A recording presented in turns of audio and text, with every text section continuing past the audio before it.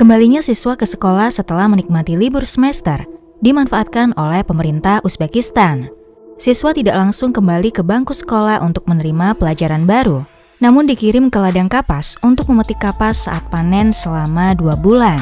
Setiap siswa wajib mengumpulkan kapas 20-60 kg per harinya bergantung pada usia dan akan diolok-olok oleh teman sekelas jika tidak dapat memenuhi kewajiban tersebut. Siswa yang tinggal jauh dari ladang tidak disediakan tempat layak untuk tinggal. Mereka akan tinggal di gubuk kosong dan tinggal bersama hewan, tanpa ada kamar mandi maupun toilet. Waktu panen kapas di Uzbekistan adalah mobilisasi tenaga kerja musiman terbesar di dunia. Setiap tahunnya akan ada 2 juta tenaga kerja. Setengah juta diantaranya akan dipaksa untuk memanen kapas. Ladang kapas menyumbang 45% perekonomian Uzbekistan. Uzbekistan sendiri adalah negara Asia Tengah yang terkurung daratan ganda, di mana negara di sekelilingnya juga dikelilingi oleh daratan. Hal ini menyebabkan Uzbekistan menjadi negara yang kering. Hanya 2-9 inci curah hujannya setiap tahun, sangat tidak cukup untuk memenuhi kebutuhan air ladang kapas terbesar itu. Air yang digunakan berasal dari mimpi komunis yang membentuk alam sesuai dengan keinginan manusia. Laut Aral dulunya adalah termasuk dalam 4 danau terbesar di dunia. Dalam waktu 5 dekade, Laut Aral kehilangan 90% luas permukaan aslinya dan menandakan hilangnya air tawar dunia sebesar 1%. Daerah ini dulunya merupakan zona ekologi dan ekonomi yang berkembang pesat di jantung Asia Tengah dan dengan cepat menjadi bencana alam terburuk buatan manusia sepanjang sejarah. Ditambah dengan kurangnya perhatian global, menimbulkan bencana yang dikenal dengan bencana Chernobyl. Yang terlihat di permukaan hanyalah sebuah bencana yang melenyapkan danau terbesar keempat di dunia, namun nyatanya itu adalah tahap awal dan akar dari perbudakan anak modern, kebocoran senjata biologis, perubahan iklim parah, salah satu tingkat kematian bayi tertinggi di dunia, dan tingkat penyakit kanker yang 20 kali lebih tinggi dari rata-rata global di wilayah tersebut. Kisah Laut Aral adalah kisah keangkuhan manusia, seperti perselisihan ekonomi, visi utopis masa depan, dan ketegangan geopolitik. Asia Tengah dalam sejarah dibentuk oleh 2 tempat lahir kehidupan di tanah yang sebagian besar tidak ramah, yaitu Laut Kaspia dan Laut Aral. Laut Kaspia adalah sisa dasar laut kuno, sedangkan Laut Aral adalah laut yang tidak sengaja terbentuk. Beberapa juta tahun lalu, sebuah depresi terbentuk di perbatasan Uzbekistan dan Kazakhstan modern. Dan 12.000 tahun lalu, Sungai Amu Darya berubah arah sehingga mengisi depresi Aral, yang kemudian menghasilkan danau air tawar yang menumbuhkan ekosistem subur dan ikan melimpah, sehingga menarik perhatian orang-orang.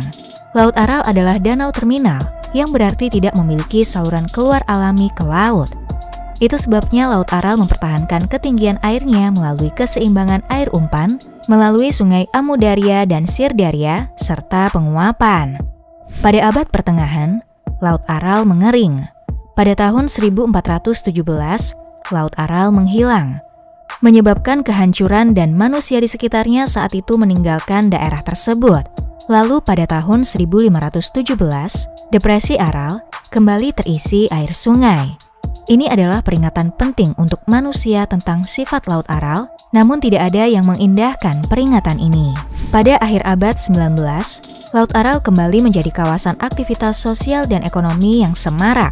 Saat itu lebih dari 40.000 nelayan dipekerjakan dan telah menjadi rumah bagi 3,5 juta orang. Saat ini wilayah tersebut berada di wilayah Kekaisaran Rusia.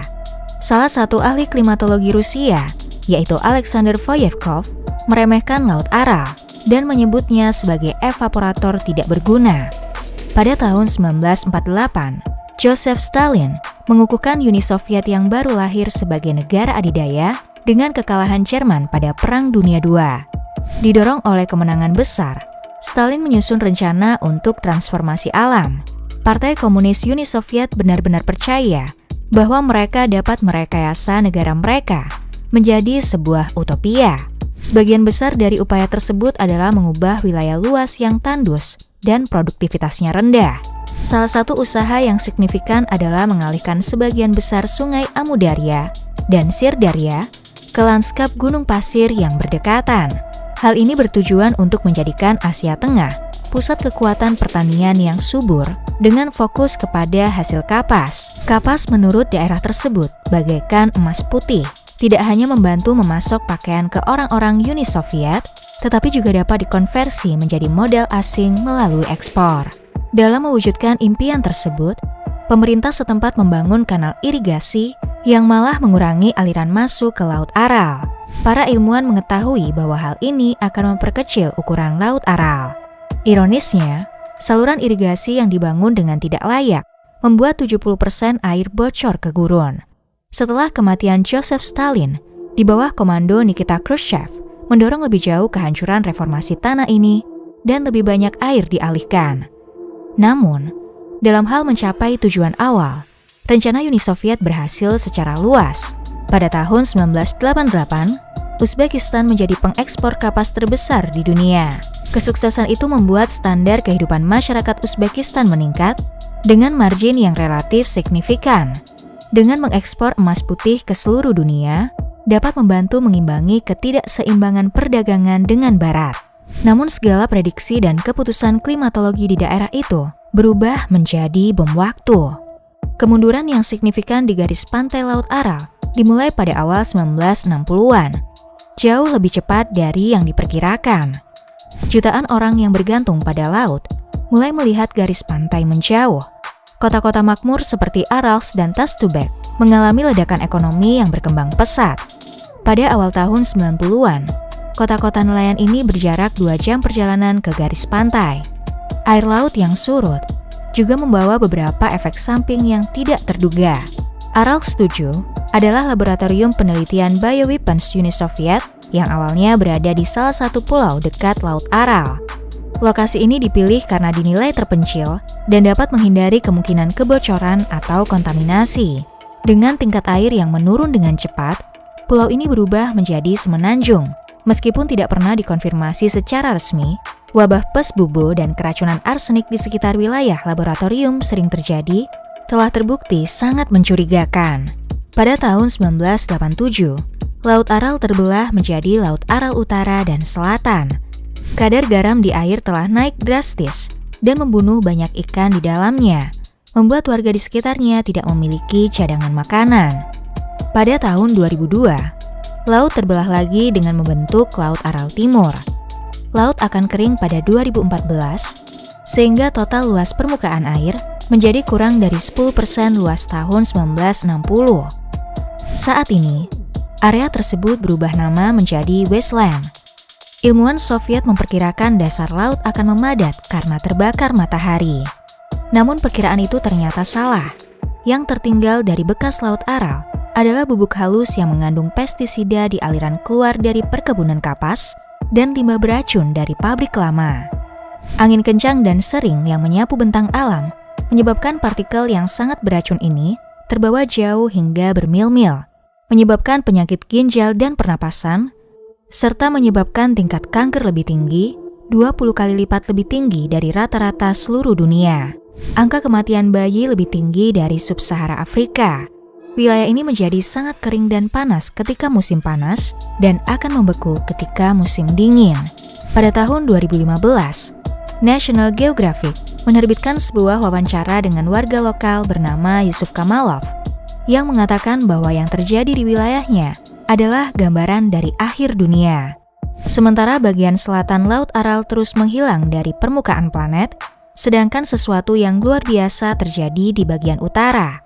Berada di perbatasan Kazakhstan setelah Uni Soviet runtuh pada 1991, upaya signifikan dilakukan untuk mencegah keruntuhan total laut.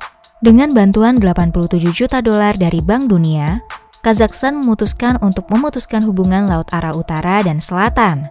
Alasannya adalah mereka dapat menyelamatkan satu laut dengan membunuh salah satunya. Hal ini dilakukan dengan membangun bendungan Kokaral. Pembangunan yang selesai pada tahun 2005 ini diyakini akan mampu kembali mengisi air laut selama 1 dekade. Dalam waktu 7 bulan permukaan air telah naik, lebih cepat dari perkiraan dan kadar garam dalam air juga berkurang.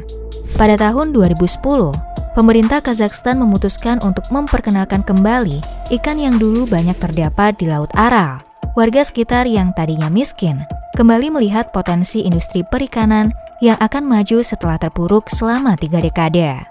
Kekuatan dan stabilitas menjadi hal yang penting bagi pemimpin negara-negara Asia Tengah yang baru merdeka, seperti Uzbekistan. Tanpa bantuan dari Moskow dan kontrol harga yang berkelanjutan, petani tidak mau berinvestasi atau memelihara mesin pertanian yang secara langsung mengarah pada keputusan untuk menerapkan kebijakan dengan menggunakan siswa sekolah untuk kerja paksa mempertahankan keuntungan yang digunakan untuk menopang rezim saat ini. Laut Aral yang berada di Uzbekistan tidak mungkin dipulihkan tanpa perubahan pemerintahan.